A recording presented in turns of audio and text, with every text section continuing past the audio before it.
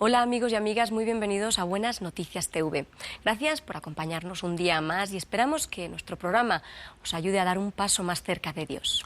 Pues sí, amigos y amigas, la verdad es que estamos felices de compartir este tiempo con cada uno de vosotros y agradecemos que estéis ahí un día más. Seguimos hoy con un nuevo capítulo de nuestra serie sobre las parábolas de Jesús. En concreto hablaremos sobre el rico y Lázaro, una historia que desvela la cosmovisión cristiana del presente y del más allá. Pero antes vamos a escuchar a Betania Campos con la canción Sea exaltado.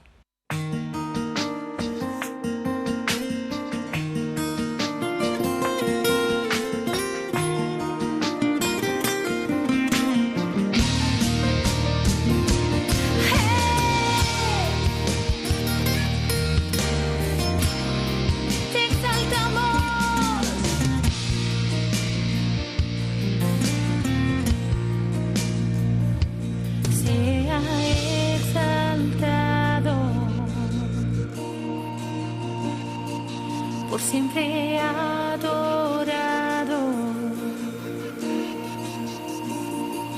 tú eres bendito Dios, tú eres bendito Señor, sea exaltado, por siempre adorado,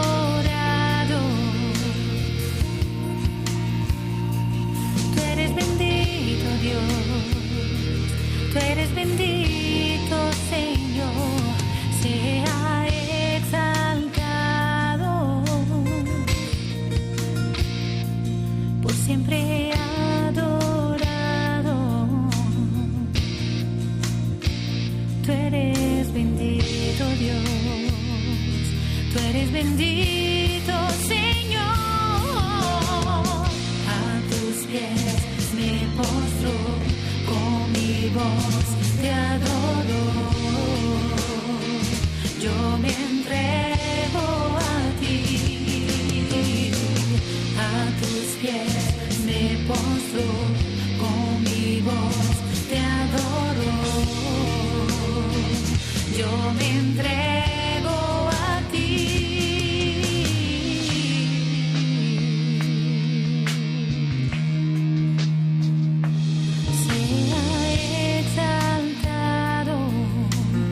Muchas gracias, Betania. Si queréis seguir escuchando a Betania Campos, lo podéis hacer en su CD Te Adoraré.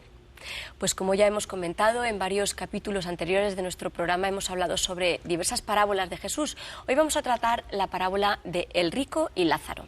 Están de nuevo con nosotros la psicóloga Lidia Martín y el pastor evangélico Enrique Angurey, con quienes vamos a charlar sobre esta parábola. Hola. Hola. Pues muy bienvenidos de nuevo, Enrique, Lidia. Gracias. Jesucristo utilizó las parábolas como una estrategia comunicativa. Por medio de breves historias intentó despertar el corazón de su audiencia hacia la realidad espiritual y les retó a reflexionar sobre la vida y la muerte. Jesús sabía que muchos le seguían por los milagros, intentando beneficiarse de su poder. No les importaba su mensaje, ni estaban dispuestos a arrepentirse de sus pecados. Por eso les habló con parábolas, para provocar en ellos un cambio. Como vamos a ver hoy, esas historias siguen siendo todavía provocativas, ¿no os parece a vosotros?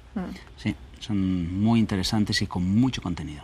Bueno, antes de nada vamos a leer la historia para recordarla a nuestra audiencia, así que creo que Benny tienes ahí el pasaje. Había cierto hombre rico que se vestía de púrpura y lino fino, celebrando cada día fiestas con esplendidez. Y un pobre llamado Lázaro yacía a su puerta cubierto de llagas, ansiando saciarse de las migajas que caían de la mesa del rico. Además, hasta los perros venían y le lamían las llagas.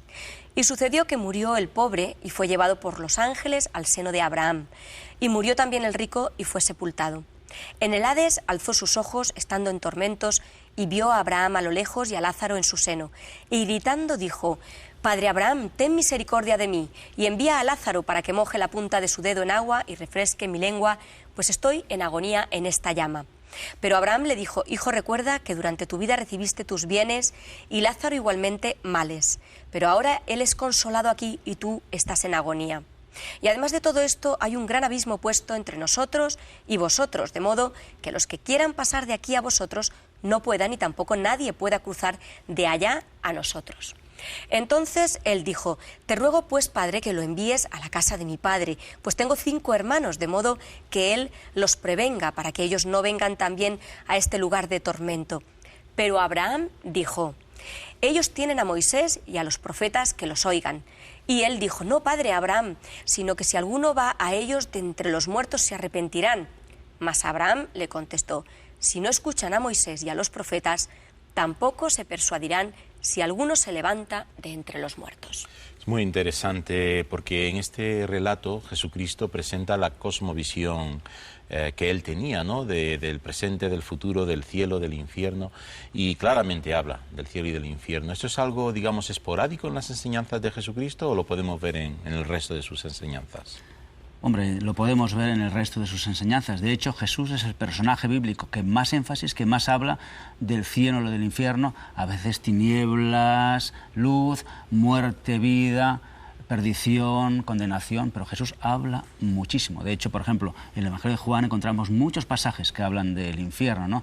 Jesús dice: yo soy la resurrección y la vida. El que cree en mí, aunque esté muerto, vivirá. Y el que cree y vive, no morirá eternamente. Y esa muerte eterna es el infierno. Si somos literalistas con el texto de la parábola del rico y Lázaro, podríamos llegar a la conclusión de que todos los pobres van al cielo y que todos los ricos van al infierno. ¿Se desprende esta enseñanza de la parábola? No, yo diría en absoluto. Lo que pasa que en las parábolas hay que entrar en ellas y matizar. Lo que está hablando es que las cosas como las vemos en este plano de la tierra pueden ser muy diferentes en el plano eterno, no tienen nada que ver. El dinero, las posesiones, la fama, la reputación no son garantías para la vida eterna. La única garantía es la fe en Cristo. Yo creo que en este caso, además, el hecho de que uno fuera pobre y el otro fuera rico probablemente era algo puramente circunstancial, ¿no? Sí que es cierto que cuanto más en momentos de crisis estamos, cuanto más dificultades tenemos en esta vida terrenal, a veces más sencillo nos resulta acercarnos, ¿no? a las realidades espirituales, quizá porque somos más conscientes de nuestra necesidad, y quizá Lázaro en ese sentido tenía también más facilidad en ese momento para acercarse. El rico, ¿no?, en ningún momento manifiesta ninguna compasión por el pobre, ¿no? Es decir, en este caso, la razón, creo yo, por la que al final termina este rico en el infierno es por su egoísmo más que otra cosa, ¿no?, que queda patente en el relato, ¿no? Jesús enfatizaba mucho en los evangelios lo de la pobreza de espíritu, ¿no?, que ellos sí que alcanzarían el reino de los cielos, y tiene más que ver con cuestiones de actitud, ¿no?, como la humildad, el acercamiento a Dios, el tener una actitud responsiva, ¿no?, ante lo que significa la realidad espiritual, ¿no? Me parece a mí que el tema este del cielo y el infierno, hoy día la gente como se suele decir, pasa de él, ¿no? O sea, que les da igual. Incluso en muchos casos vemos incluso hasta chistes, ¿no?, sobre el cielo y el infierno, la gente se mofa, y a mí me suena de llegar a escuchar en alguna ocasión a algún artista decir que preferiría ir al infierno que al cielo, porque allí es donde está el buen ambiente, allí es donde está la diversión, exactamente. ¿Pensáis vosotros así también? No, en absoluto. Quizás parte de la base que si pensamos cielo, Dios, infierno, Satanás o el diablo, Satanás se le define en la Biblia como príncipe de mentira. Y seguir una mentira sabemos a dónde nos puede llevar. Yo creo que se ha caricaturizado el cielo como unos angelotes tocando el arpa, andando por las nubes aburridos, y el infierno como unos demonios con cuernos y rabos pasándoselo muy bien. Pero es totalmente mentira, eso es una imagen falsa. Si pensamos en el infierno como un sitio de soledad, de tormento, de sufrimiento, de aislamiento, de tinieblas, de oscuridad, yo no querría pasar ni un minuto en un sitio así. Yo tengo la sensación incluso de que tendemos a ridiculizar o a hacer chiste de aquello que no entendemos, o incluso aquello que no queremos afrontar, porque es curioso, ¿no? Por ejemplo, con cuestiones trascendentales también, como es el tema de la muerte, se tiende mucho a hacer juego con esto, ¿no? Pues no sé, no es raro, por ejemplo, escuchar a gente que fuma y que le dices deja de fumar y te dice, bueno, pero hay que morirse de algo, es algo trivial para ellos, aparentemente, ¿no? Luego nadie quiere mencionar palabras como el cáncer o determinado tipo de enfermedades porque en el fondo nos tocan la fibra sensible, ¿no? Me parece triste, evidentemente, jugar o trivializar con algo que te cuesta la eternidad, ¿no? Porque además no es una cuestión que dependa de que creas o no en ella para que sea cierta, es cierta independientemente de que creas o no, ¿no? Y bueno, es triste como mínimo. De hecho, la historia da por sentado de que no hay marcha atrás, ¿no? Es decir, este hombre rico está clamando para que Dios haga algo y pueda salir del Hades, y vamos, la respuesta es radical, no hay marcha atrás, ¿no? ¿No os parece incluso como cierta inflexibilidad de Dios viendo el clamor de este rico que podría hacer algo? Bueno, yo te haría una pregunta, ¿no? Imaginaros que estoy en mi casa y que está ardiendo la casa y vienen los bomberos y me dicen, sal de tu casa porque si no te vas a morir. Y sé que si no salgo me voy a morir quemado. Si muero quemado, ¿podemos decir que el bombero era inflexible? ¿O fui yo un necio al no escuchar al bombero avisarme? Pues lo mismo pasa con Dios. El bombero tiene que ser inflexible, ¿no? Entonces, Dios podríamos llamarlo el bombero celestial de alguna forma, que nos avisa que hay un peligro inminente, que hay un fuego, que hay una condenación, y de nosotros escucharle o no. Pero si no escuchamos y acabamos condenados, no podemos decir que es inflexible Dios, sino que hemos sido necios al no escuchar su voz. Es decir, nuestro destino es eterno, se decide en esta vida, en nuestro presente, ¿no? ¿Y qué es lo que determina ese destino? Pues sí, Jesús dijo que no vino a condenar al mundo, sino a salvarlo. Cuando hay un incendio, volviendo a la imagen del bombero, no va a quemar a nadie, va a rescatarle de las llamas. Entonces Jesús nos dice que este mundo está en tinieblas, que este mundo es un mundo caído que tiende a la destrucción. Y Él viene a rescatarnos.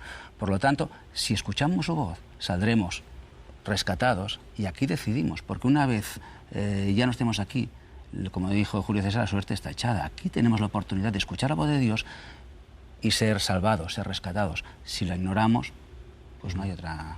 Es que el Dios misericordioso lo conocemos durante la vida, es un Dios de gracia. Gracia significa que nos proporciona más allá de lo que merecemos, ¿no? Y nos perdona más allá de lo que merecemos. Pero no podemos esperar ese Dios misericordioso en el momento de juicio. En el momento de juicio Dios se presenta como juez, y como un juez justo además.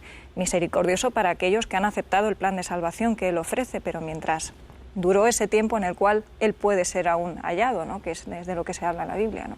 Entonces, en ese sentido, sí que hay un tiempo para buscarle y un tiempo en el que ya no puede ser hallado porque las puertas están cerradas, ¿no? Y yo añadiría que no podemos esperar que una vez que hayamos muerto, que sea algo por nosotros. Una vez hayamos muerto, nuestro destino eterno está marcado y ya nada ni nadie puede hacer nada. Pues no esperemos que la intervención de otras personas o de otras circunstancias nos ayuden. No, aquí hay que tomar las decisiones. La Biblia deja claro que no hay marcha atrás, no hay marcha atrás. Es tu decisión. Aquí. Nadie va a hacer nada más allá de lo que tú mismo decidas, ¿no? De hecho, la parábola nos da una imagen de esto, ¿no?